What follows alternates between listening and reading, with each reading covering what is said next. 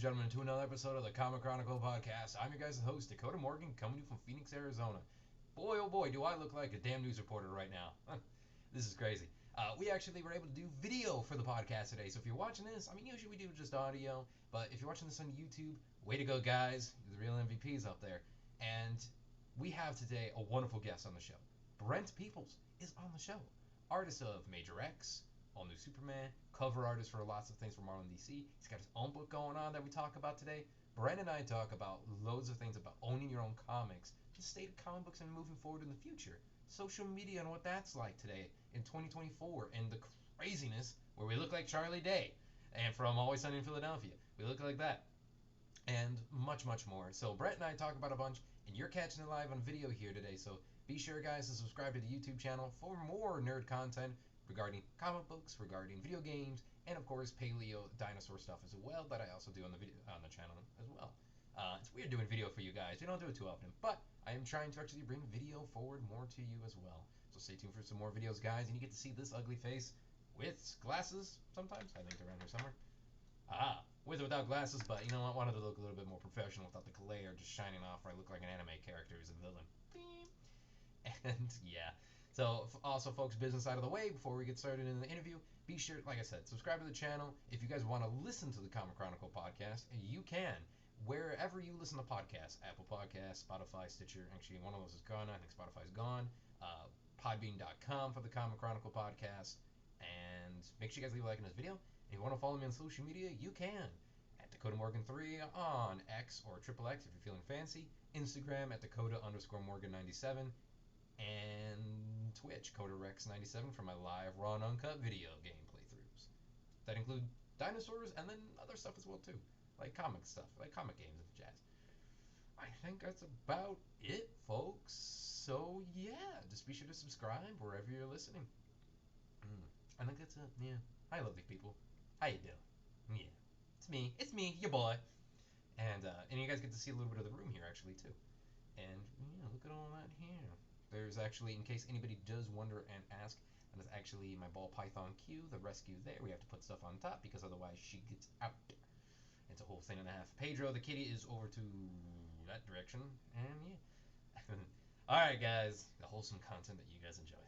And let's dive into my talk with Brent. Oh, come on. Let it work. Yeah, and we're good to go.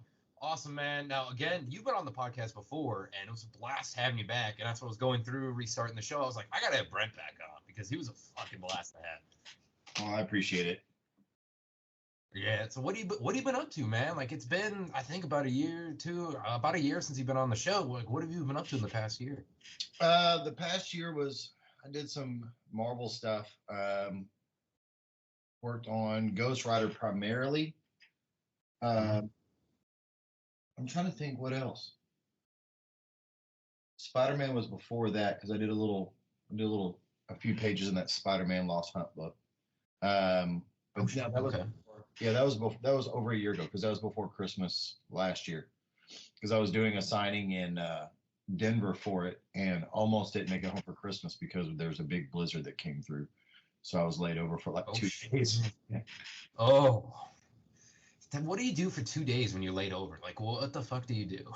As I stayed in an airport for 15 hours, and the store was nice enough to pay for a hotel for an extra couple nights, and they help take care of food and stuff like that. So it was very nice of them to do. So yeah, last year was primarily Ghost Rider stuff is what I was doing last year. I think there might have been something else in there, but I can't really remember. Okay.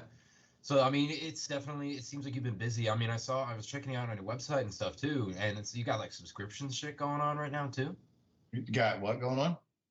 It sounded like you said there was like some subscription stuff going on. Yeah, on, like, your so website. it's something we want to build out. So we're still working on some of the stuff that we're wanting to do for the website, but it's everybody's kind of doing, you have Patreon and things like that.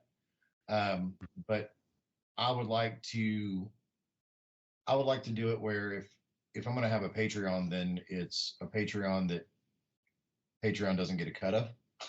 So yeah, you want to actually make money, is what you're saying here. yeah. So I'm thinking, there's ways. My wife knows better because she's into all that, but she knows better than me. Um, but I guess there's a way to do a subscription service. So if I want to do a Patreon type situation, then we can do that through the actual website where people subscribe, and then I produce content, and then it's just like a monthly subscription thing. So that's what we're trying to build that out. Hopefully maybe this year, where so there's how to's or start to finish type situations, or just the extra stuff that you get on Patreon. Yeah. Oh yeah. And dude, I don't know how people make it work. Like, it seems like an everyday hassle for that sort of shit. Like, I was just podcasts I know, like, they're Patreon, and they don't have day jobs. They just do the Patreon and make it work. I don't know. And they're running like 7 shows on the Patreon network.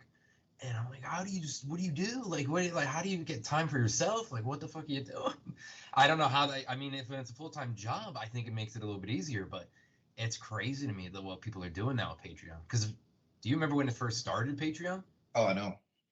Yeah, it's insane where it's gone now. I can't believe it. But I wish you the best of luck though, and if it seems like your wife's helping you out with it, you're saying? Yeah, I mean, she's really good at that kind of stuff. She's got a background in marketing and web design and graphic design. So, she works full time doing marketing for a company, but she's dipping her toe back into her own thing. So I'm kind of when we have time, or when she has time with her schedule, kind of dipping her toe back in to use me as a case study, in case she wanted to. As a case study. To say I built this, we built this from here to here. I did this, for him from here to here, in case she ever wanted to start her thing back up. So she's adding you to the resume, but in a good way. Yeah, she added me to the resume in a good way. Very nice, very nice. It sounds like we have similar wives, by the way, because mine is also, she's kind of like the manager to me real quickly here, because I'm helping her with our dog walking business. Yeah. Slash, like dog sitting thing. I love my wife to death, but boy, she is like just an expert at management with it, where I'm just like, just let me be the grunt.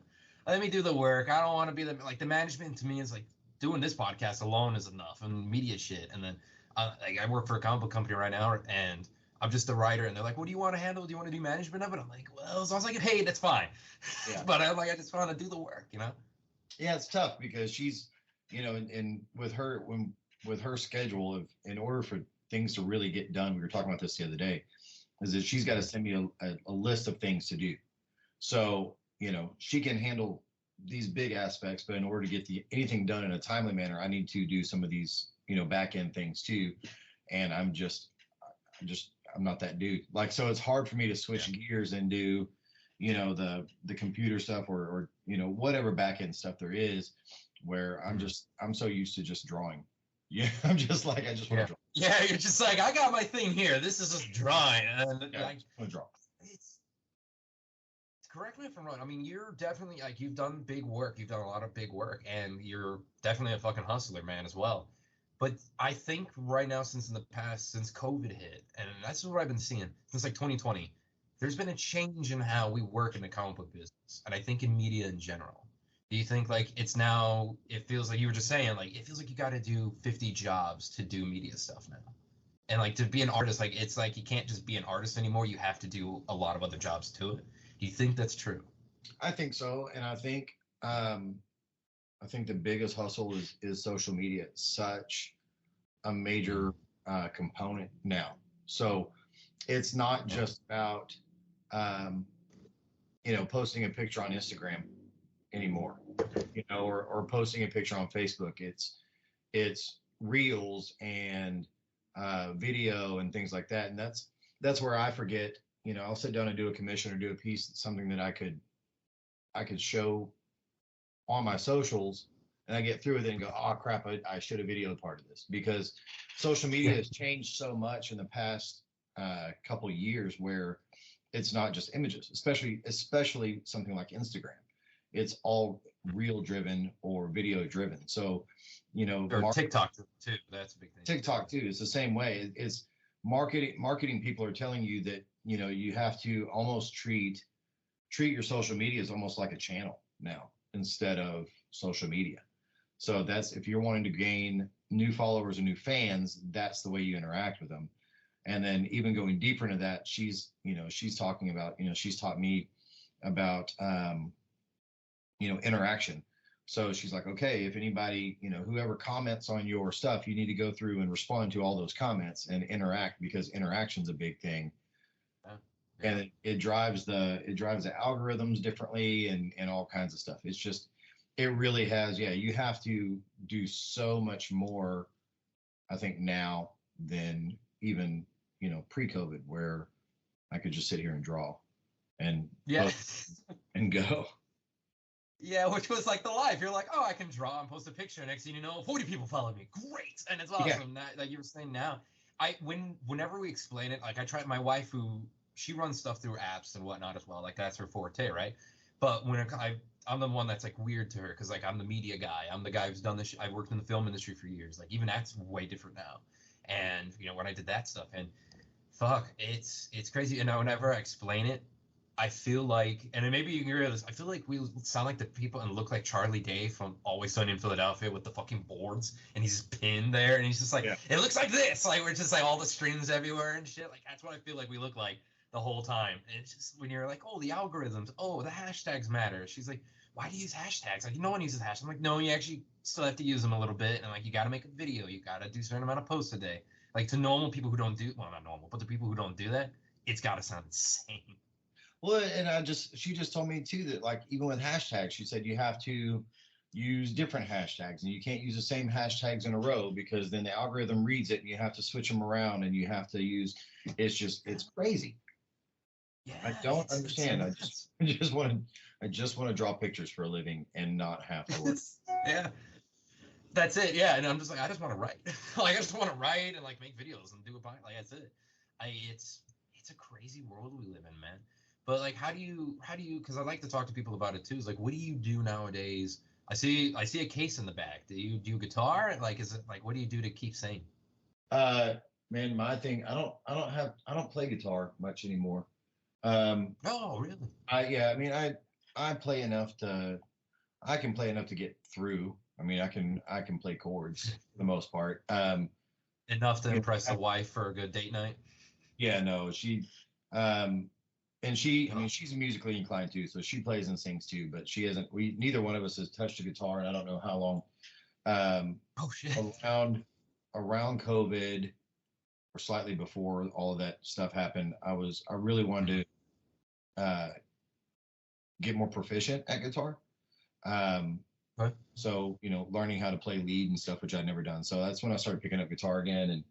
And, but now I had accumulated some and then I sold some. And so we have a couple in the house still. They mainly just sit in a corner and hang on the wall as decoration and collect dust. So damn. Yeah, my sanity is for the most part is, gym, going to the gym for me. So okay. It's hitting the gym. I'm not going today. I've had so much going on that I got to postpone today. But I try to go 4 or 5 days a week. If I really push to go hit it 5 days a week, and I've got it built into my schedule where I get up and do some work, and then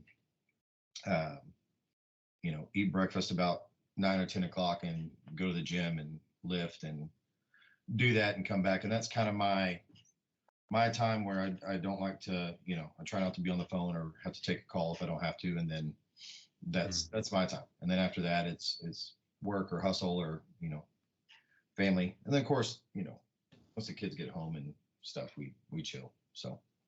Yeah. I like it, man. I like it. I've never honestly been doing a podcast for 5 years now. No one's ever mentioned the gym. I don't know if that means we're all unfit and you're the fittest guy on the show. I don't know what that fucking means. No one's ever said gym ever. I'm swearing to you, man. It's a thing, but it's fucking great. I like it because honestly, I used to go to the gym a lot more, and I will say I've been slacking. I used to be before, in the past year, I've been a zookeeper. And a couple years before that, I was an animal cop for a while. So I was keeping fit at work. So it was that thing where I keep fit at work, lifting because I used to care for rhinos and stuff too. So you're lifting 50 pounds of hay and shit. Like you're doing it, like keeping fit. So like when I got off of work, I'm like, I don't know if I can't do a gym. I'm gonna really pull something. I may be young, but my body's breaking. Like, there ain't no way. Yeah, I've lifted for years and years and years, and it's something that I really enjoy. And if I don't get there, I'm definitely in a worse mood that day. Can you hear me? Yeah, I can hear you. Oh, okay, just making sure. I had to click on something and click back, so I couldn't tell if it muted it. The Yeah, I worked out for years and years and years, but before COVID hit, it was right before I turned 40, and so my goal was to get a 6-pack by 40 because I'd never had one in all my years. Oh shit. And so really? I missed it. I missed the day, but within 2 months of my 40th birthday, I'd had a 6-pack for the first time in my life.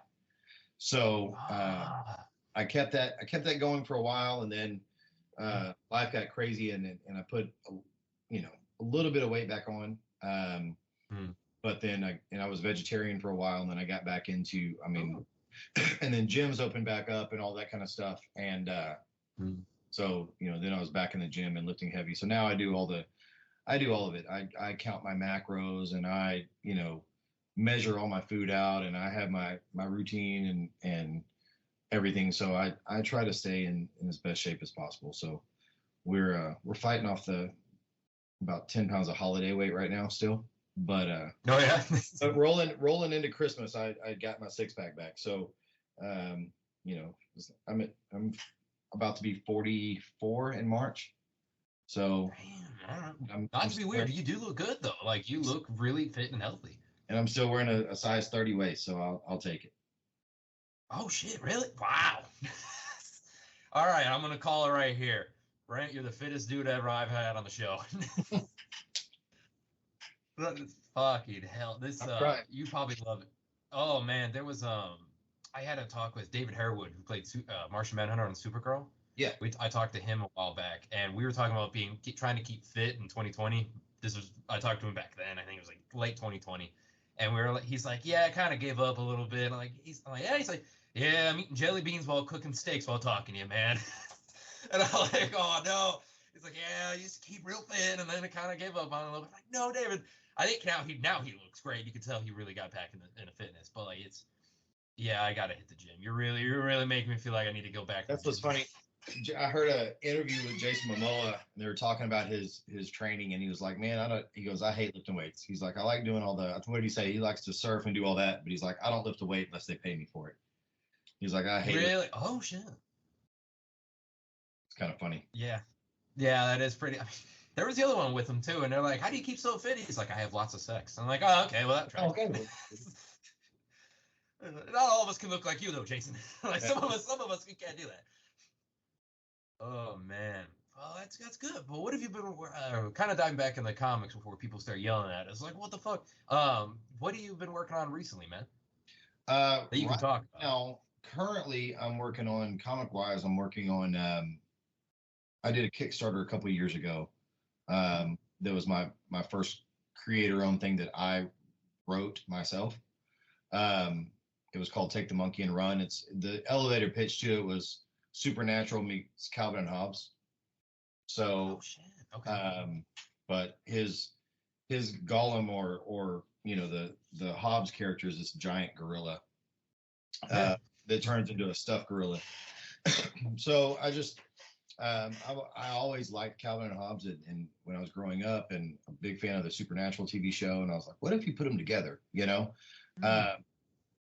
So I did the Kickstarter for that a couple of years ago, and it got funded, and I didn't realize how taxing that whole process is as far as kickstarting and getting a book out and getting everybody that donated or whatever you call it to get their stuff out to them.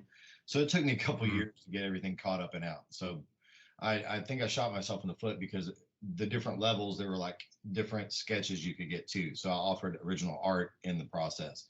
So at this level, you get a head sketch. At this level, you get a torso sketch. And then at this level, you get both. And So, and then keeping track of that, and there was a big ordeal where the spreadsheet that we had with all of the addresses on it, um, because my wife is very good at that. She had listed all this spreadsheet, and I was in there messing with it and screwed it up. And I had people's addresses, things going on people, and so it took a while, but we finally got everything out to everybody. And now that that's out, I'm back to I want to do the next issue. So right now I'm in the middle of writing that. I'm about halfway through writing it. And kind of my goal is I would like to have the Kickstarter jump off mid-February. So the other thing I learned last time was I had a few pages done to show, but I didn't finish drawing the book until after the Kickstarter was done. You know, the Kickstarter funded, and then I finished the book, and then, you know, shipped it or printed it and shipped it and all that kind of stuff. So this time, the Kickstarter, I'll get it written and I'll get some of the pages drawn, and then as the Kickstarter's going, I'll make sure that I'm drawing it, so that way by the time the Kickstarter's done, assuming it funds, it'll be drawn. And if it doesn't fund, then it'll be drawn anyway, and I can do another Kickstarter for it, or maybe even use it to, you know, and end goal is to be able to sell it, you know, to somewhere. Yeah. Cool. I mean, you know what though? Here's the thing: like a lot of people, like they'd be in your shoes right now, and you see all the horror stories of Kickstarter, like even taking a couple years, and they would have just stopped, and it just would have been given up, and it would have gone like the way of the dodo. Yeah. Like that's with a lot of Kickstarters. But I think a lot of people who are listening right now, and the people who supported you on Kickstarter that are listening, should be like, hey, you're still trying and doing it, man. Like even a couple years later, and you're working on the next issue. Like you were getting it all done. Like even with that issue of the spreadsheet, like you're still doing it. Like that's really admirable. Like I love that. Like you don't see that too often anymore, especially Kickstarter, because so many of them just fail or shit happens. Like getting comics printed. I mean, my comic company I work for, SGDS, like they get books printed. It's taken us a couple of years. Like it's I don't think people realize the process behind it. Yeah, like it's a lot. It's difficult, and most of the people. I mean, I did have, you know, a couple of people get frustrated that they hadn't received their stuff in a certain amount of time, and I understand it. I always try to be as on point with, you know, reaching out to the people responding and saying, hey, I promise I haven't gone anywhere. You know, I didn't just take your money. You know, here's an issue. I even had a situation where I sent a guy his fulfillment, and the spreadsheet was, I thought it had been corrected, and you know, he had paid for a certain level that involved a certain type of sketch, and I sent him less than what he paid for. So he made a comment on the Kickstarter, and I was like, oh, dude, I'm so sorry. So I made it right and sent it to him, and then he commented back and said, you know, he made it right, and I was very impressed with his, you know, professionalism and things like that. So I think the first go around taught me a lot, and but this is something, this is a project that I still believe in. So, and you know, with the comics industry the way it's going, you need to own something, you know. I think doing work for hire stuff is great, and I enjoy work for hire, and just because I want to do my own creator-owned thing doesn't mean that I'm not going to take any work for hire. It's just, you know, if Marvel emailed me 3 days into the Kickstarter and I have to draw my book plus their book, you know, I'm going to put theirs on the forefront, but I'll still in my spare time continue that book and hustle a little harder if I have to, because it is very important to own something. And I think it's, like I said, it's a book that I believe in. It's a story I enjoy telling. And so I'd like to just get it out there. And if I can sell it to a publisher, or, you know, sell it to Netflix, that would be awesome. But if not, then at least I know that I have something that's mine that I can reproduce anytime I want. You know, hell, if I get it all done, I can kickstart a trade. If I want to do a second story arc, I could do that. And, you know, I think in this day and age, you really have to own, at some point you have to own something. I think that's, out of all the advice, like anything that we're talking about and everything you've mentioned so far today, like that's something that people really should take to heart, because as you mentioned, the way the comic book industry is going, like, yeah, and you should own. I think it's just media in general. You have to own something because so many things are getting bought out. So many things are just, slipping off one of people's noses, and there's so much of it. And if you don't own that thing, you can only go so far with it anymore. Like, you can just get your name tagged onto it, and you get a fucking check in the mail. Like, that's it. And you don't know what they're gonna do with it. Things can be changed. Like, it's solid advice, Brent. Like, it's solid advice because I appreciate you still doing it. I was talking to a creator buddy of mine actually this morning, and we were talking about work, and he said that he had, the past couple months he had these 2 or 3 projects in front of him, and he turned down one that was a really well-paying gig because he didn't get to own any of it. And he said as you get older, owning a portion is a big deal. Just because we have to look at there's only so much, if you do a work for hire gig and you get royalties on it, that'll pay you a little bit for a while, but at some point they're going to quit printing that book. So unless it goes back in a reprint or there's a resurgence, that those dividends disappear. So you gotta, and we don't, in this industry, most of us don't have retirement plans and 401ks and, my wife has a 401k, or, if you're married, maybe your spouse does or your partner does. But, I've got to set myself up for when I'm old, and I'm pretty close to old now. So I've got to get it going. Yeah. And it's something, and it also helps you, I think, mentally too, to like know what you're working on is yours. Right. I think that's a big part of it too. Like mentally, you're like, this is mine. Like, I can do whatever the hell I want with it. It's like when you're your own boss. Which when you own something and you're working on it, you are. Like when you're doing your Kickstarter thing, you're your own boss. You're not answering to the higher ups. You're not changing something you worked your ass off on because of a boss. It's like, oh, I want you to change this here because we have to meet. We're trying to appeal to this audience. I'm like, well, this already has an audience. What are you talking about?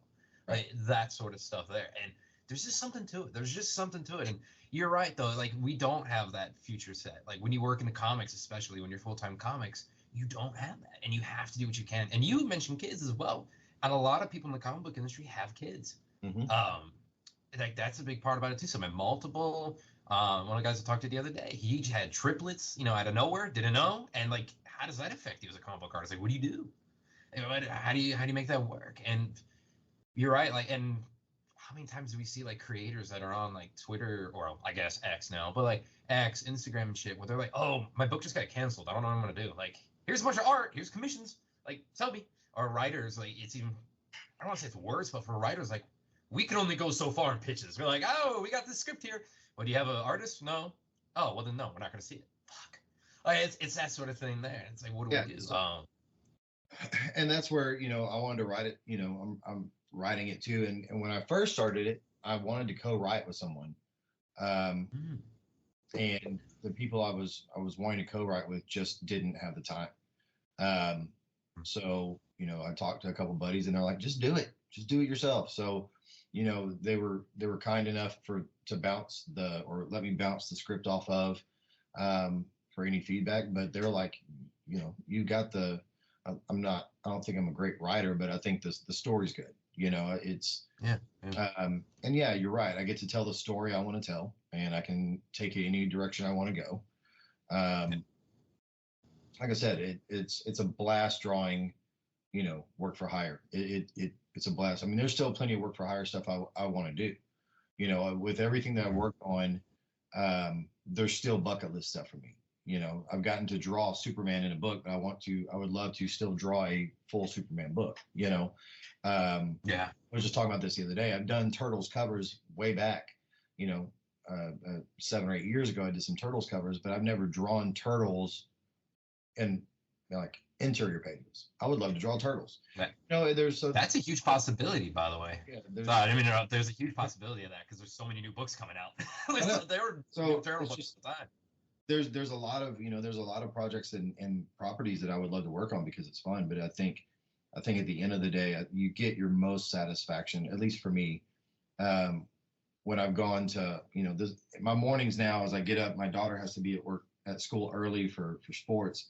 So she gets there early and I just go to the coffee shop around the corner, and when it's quiet and it's dead and there's nothing, instead of coming back to the house and getting on Instagram, I go sit there for 2 hours and just drink a coffee and I write.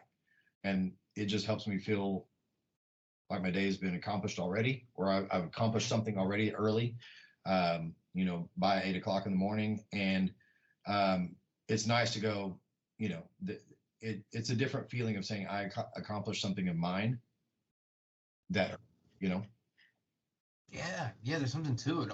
Brent, you're not just healthy physically, man. You're healthy mentally, it seems Oh, like, I wouldn't too. go that far. Oh, shit, no. Smoke and mirrors, man. I just know what I'm talking about. And that's how you get the jobs. That's how you make the money right there. Ladies and gentlemen, Brent. We'll get off the call and I'll go back to crying in the corner. That's fair. That's all I've been doing most of the morning. That's good. You know what? I make do coffee. That's my fucking drug of choice anymore.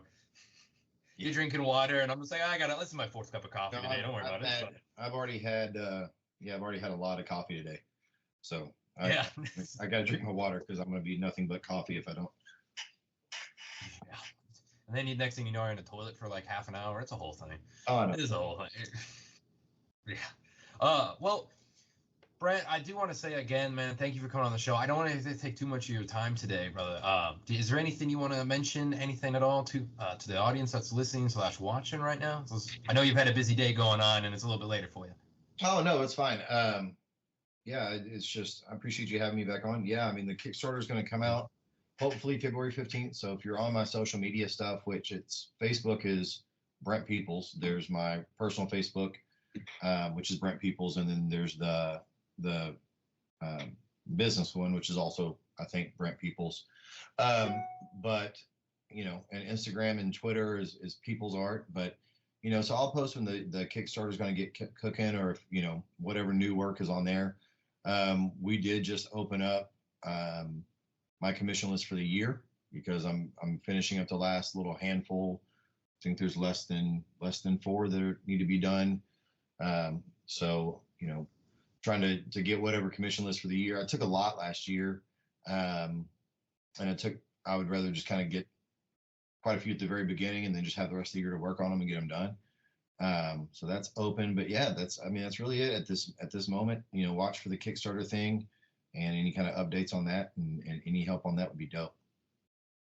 Sweet. All right. Well, thanks, Brent, for joining, man. And hopefully, I just can't wait to see where it goes with the Kickstarter, man. And because I think you and I both know, because you got a gorilla in it, but gorillas and monkeys in comics sells. I don't know what it is. Yeah. There's something weird about it. It was like the other day, someone was like, there's a detective chimp and there's like a gorilla detective. I'm like, yes, there is. Like, there's a whole lot like that. This is DC. Like, and you got so many other, like, if you put like the giant monster book I write, that's giant monsters in Vietnam. Like, there's a gorilla one in there too, right? He's mutants, a gorilla. All of a sudden, people like really tuned into the gorilla, and I'm like, what the fuck? Like, there's a giant Komodo dragon that like shooting fire, and even to tell me like the gorilla's what sold. They're like, yeah, the gorilla sold the most. I'm like, it's a gorilla with red eyes. What's going on here? Something about him. Yeah, well, I don't think I have your email address, so shoot me your email address, and I'll send you the PDF of the first issue. That way you can read it. Yeah, I'd love to sit down with some coffee and read it. Sweet, man. You rock, Brent. You rock. And I think a lot of people are going to get a lot of good info from this, and a lot of motivation too, believe it or not. Well, let's hope. Yeah. let's put some good out in the world right now. We need it. Also, alrighty, man. Also, I do a Whatnot show almost pretty much every Thursday night. What do you do that on? I forgot about that. So you know what Whatnot is, right? Have you heard of it? I have not actually. Yeah, no. We can keep going for a few minutes. Yeah, what's that? Yeah, if you have a couple minutes, I'll tell you about it. So, Whatnot is an app that's like an auction app in a way. So a lot of people were using it for drops for like sneakers and collectibles and things like that. But now a lot of creators are on the app as well. So it's free to sign up, and you can just get on, and it's a live stream. The way we do it here is I've got my wife helps facilitate the show, and my sister-in-law helps facilitate the show, and it's almost like a podcast in a way because we're just talking and people get on and chat. But I live sketch, so we do sketches on there. So we do auctions or we do buy nows, and people just kind of put out ideas for what to draw. And it's every Thursday from like 8 p.m. to like usually 10 or 10:30 p.m. Central Time. and I get on there and we sketch and we live auction stuff, we draw stuff. Sometimes we do books and signatures or whatever, but it's 8 o'clock for a couple hours, and it's an app called Whatnot. You can chat, and then we've built a really cool community of people that come through weekly, and sometimes sometimes it's collectors and they'll purchase, and sometimes we're just on there shooting the breeze and talking. So yeah, I like that. That's cool. Yeah, you can search. That's like there's a lot of people on it now, so it's cool. Yeah. Okay. That's like community outreach, man. I like it. That's really cool. So last plug of the day. I've never heard. No, you're good. I had to I wrote it down in my notes here because I like that because that sounds really cool. Like you can just one-on-one talk with people, and you're selling stuff too, so you can make a little bit of money. But I like, and your live sketching, which people love the live sketching. Yeah. I mean, hell, people sometimes like listen to it and fall asleep when people sketch. Like there's that ASMR map artist on YouTube. Right. People listen to that guy, and when he draws maps, and people just for like 2 hours, and he gets like almost 1 million views. It's crazy. Yeah, and we have a good time, and on Whatnot, it's kind of like we, for the Whatnot people, we always do a discount. So if somebody orders a commission through me, through home, it's a certain price, but on Whatnot, because we're only there for a couple hours, I'm drawing it live.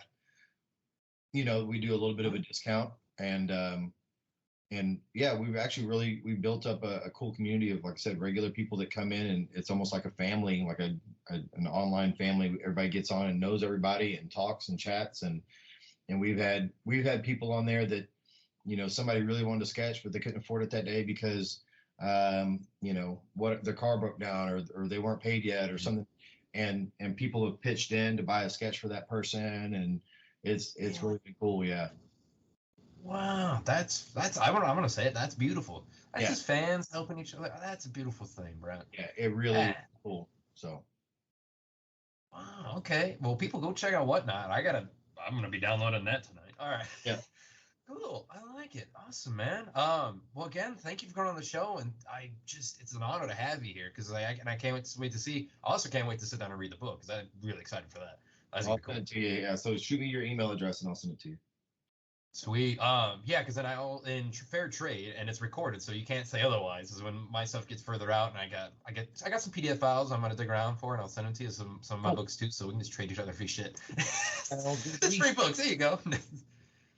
Sweet. All right, man. Well, you have a good day, okay? Awesome. You too. Thanks again. Thanks, boss. Talk to you later. All right. Bye.